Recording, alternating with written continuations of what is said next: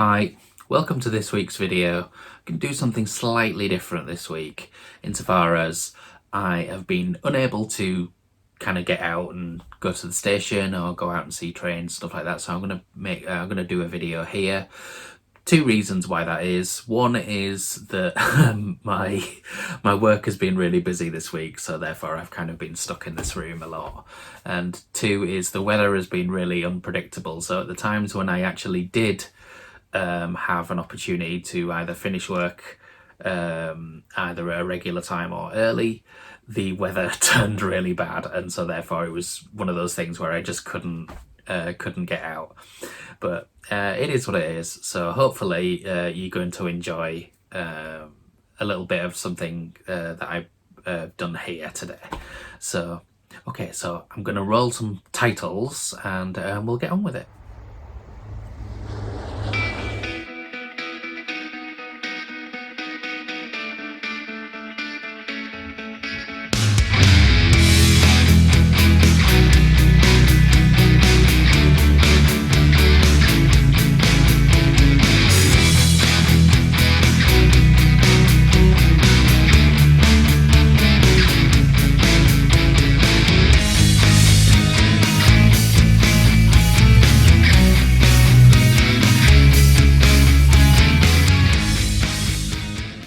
So I'll show you around this room a little bit, show you where I spend literally the majority of my time, because in the last 18 months, probably longer now, sort of 18-20 months that we've been locked down, I've actually been working from home.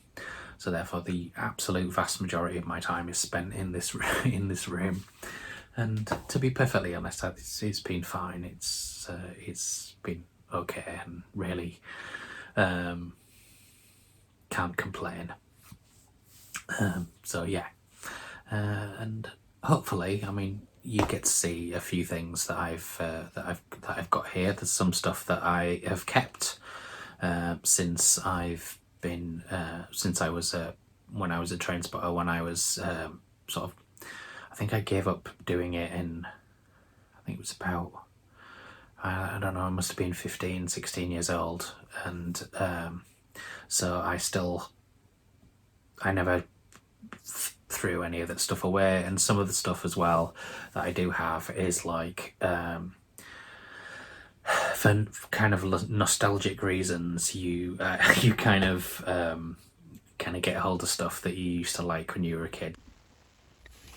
Okay, so let's have a look at what's in the box.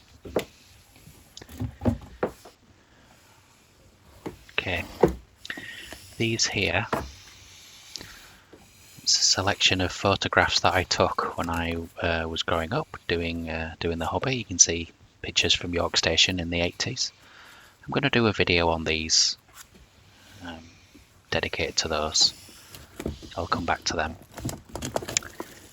These here, these are the multi-power pocketbooks, which were released by Platform 5, and they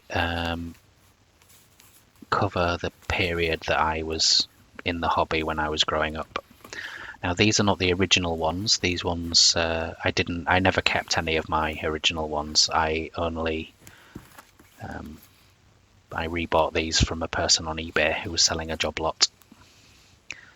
I think the red and black one is the last one that I remember buying. You can see there I've got like a 2013 one as well.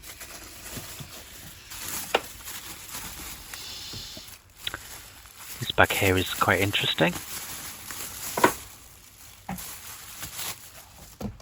So we've got some postcards to begin with. I'll put those aside for a second. Now this is an original menu from the Orient Express, which came through to York on an excursion. It was like a charity thing.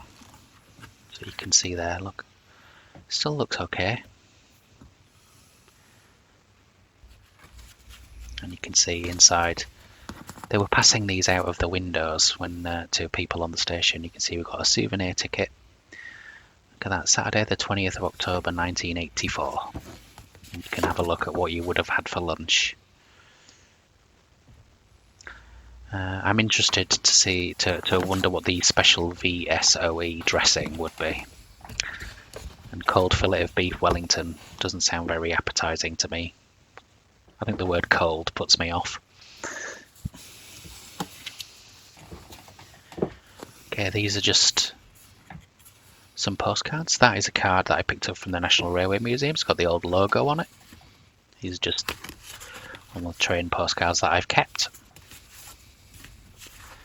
And these ones, they're from Rail Riders Express magazine. I think they came as a freebie. All Deltics. And these ones here were part of a collection. And there's one postcard for each of the 22 Deltics. You can see if you look at the corners, I'd actually stuck them up on a wall or something like that. And those there were vintage posters in postcards that I used to collect. Look at that, 40p for preserved locomotives, little pocketbook.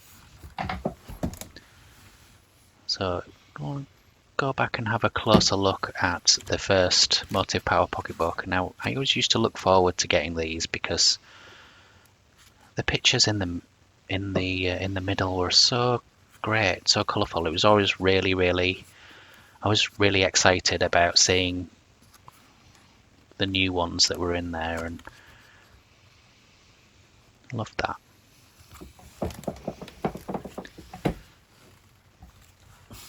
I Spy book is a present bought for me by my wife. Yet to work through it. And an old Ladybird book called The Locomotive. I've got two of these Ladybird books. I've got one called The Computer, because I work in IT, and one called The Locomotive. And this is looks like it's an old library book. If you see there, Arthur Terry School. And the last time it was checked out was the 12th of June 1989. See, I do have a current train spotting book. £23.50 for the 2020, and that's all, you know, all coaching locomotives and coaching stock. Look at that, compare it to the old locomotive book from 1983.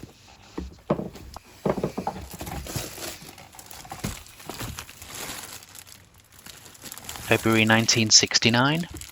I wasn't alive then, so that was a present.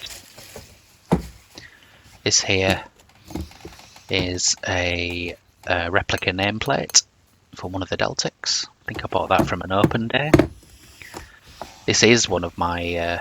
I didn't rebuy this one. This is actually one that I owned, and I bought it in 1984. This is an electric loco register. I looked at this was the first edition. Obviously, I think at the moment they're on the 4th edition. You can see there that I'd started marking it up, and I got as far as the class 52s, I think, or class 42s. So I got as far as the warships, and I didn't finish it. You can see I've underlined some class 50s there. They didn't come through York very often, whereas the class 45s did.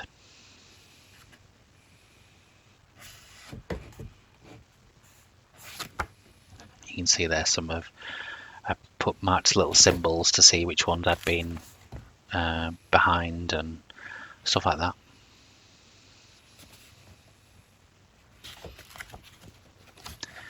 And one of the other books that I still own is the Book of Preserved Locomotives. And this book would probably be about twice as thick nowadays. Look at that, it's still got my name and address in it.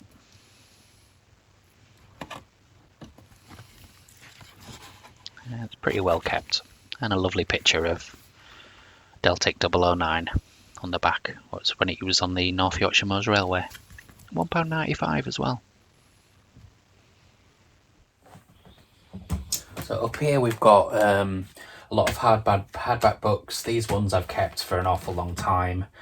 You can see that on this side we've got things like these are railway magazines, programs, stuff like that. I'll show you a couple. real quick. We've got like a model railway thing. This is I've got two of these Platform 5 Motive Power books, and this one is on this shelf because the other one that I've got, which is the Autumn 85 one, the other one that I've got is this that is completely unmarked, whereas this one, when I bought it, it was still had an awful lot of marks and notes and stuff like that in it. I mean, I like this and I'm gonna keep it and stuff, but yeah, it just doesn't go with the others. So we have the programme from the National Railway Museum. It's quite old and stuff like that, but you can kind of see how it was laid out originally.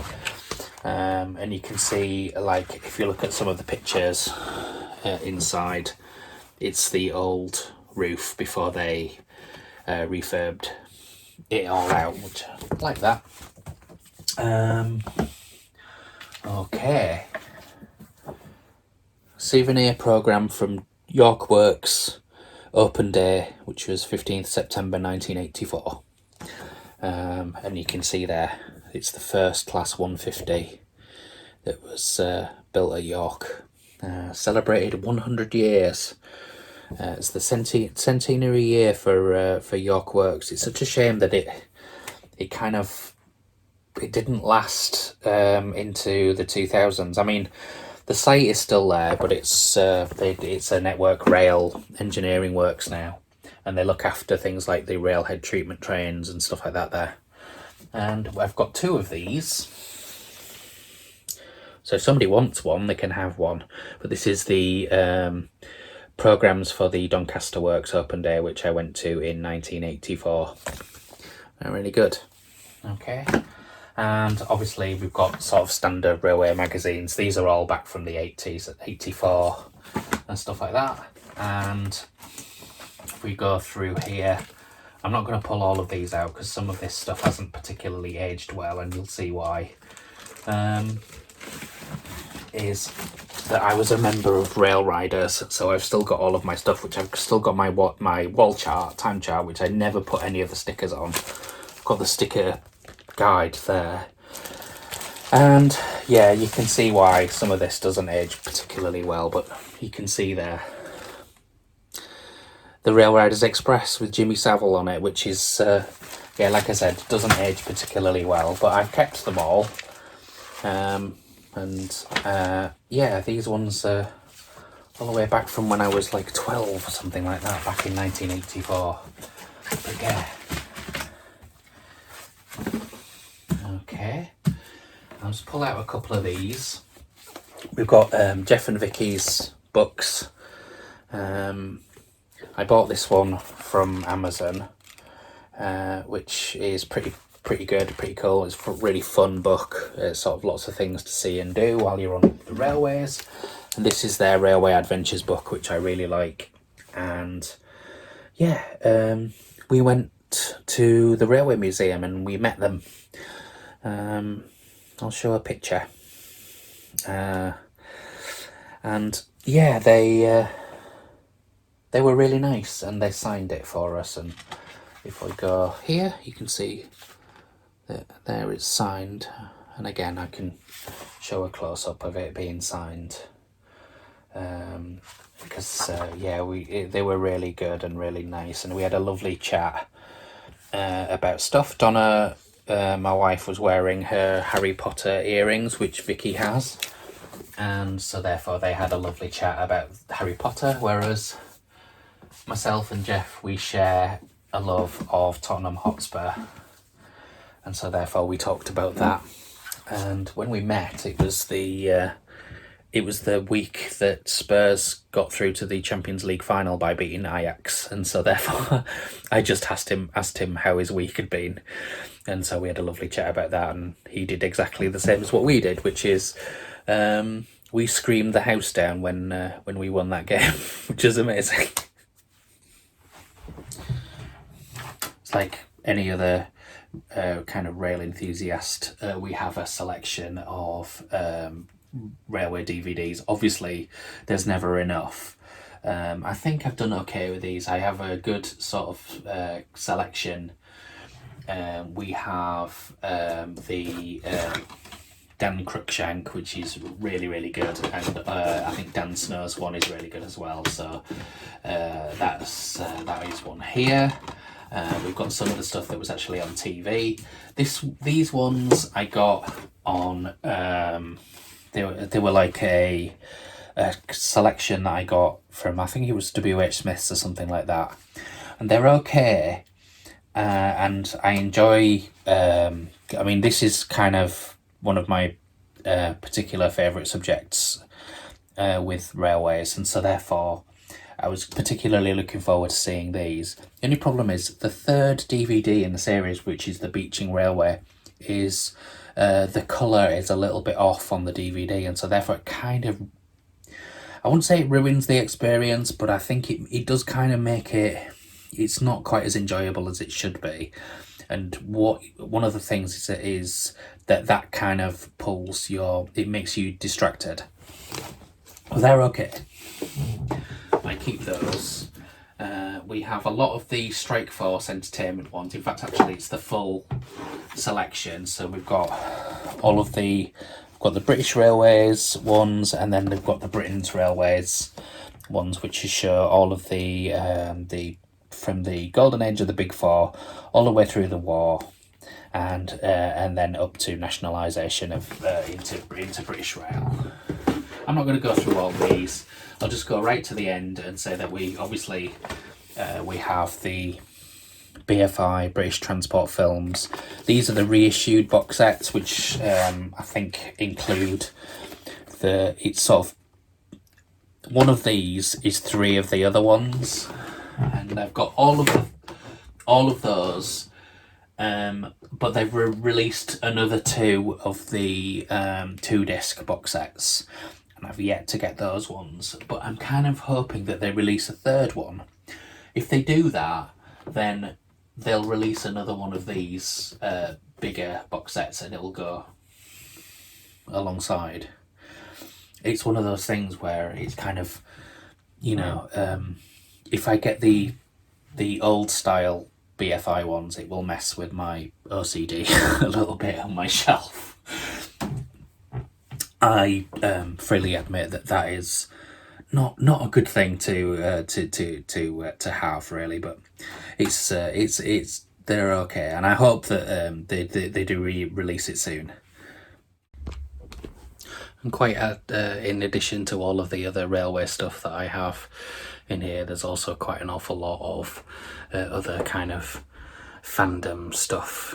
You can see that we have Star Wars and DC, and like we have there's the Iron Maiden calendar there, some kind of Terminator, Ozzy Osbourne, a little bit of Kevin Smith up there, and sort of just like anybody else that's into fandom nowadays and doing stuff like that, is like everybody seems to have a collection of Funko Pops, and I am no different. Even though these ones here, they belong to my wife, and these ones here along here, they're mine. I've got my big Silent Bob there, and I'll probably go through something in this room in a lot more detail at some point, but I just wanted to show you kind of like the railway stuff that I have for now. But yeah, it's in the end, it's kind of, like I said, stuff I've managed to hold on to. I'm quite nostalgic about the stuff that I've managed to keep and all the stuff that I had when I was a kid. I'm very it's interesting that I was quite proud of the freedom that I had to travel and stuff like that. It's probably, it's not the wisest parenting in the world, but I consider myself incredibly lucky that I didn't that nothing happened to me or anything like that. So I'm very, very happy about it.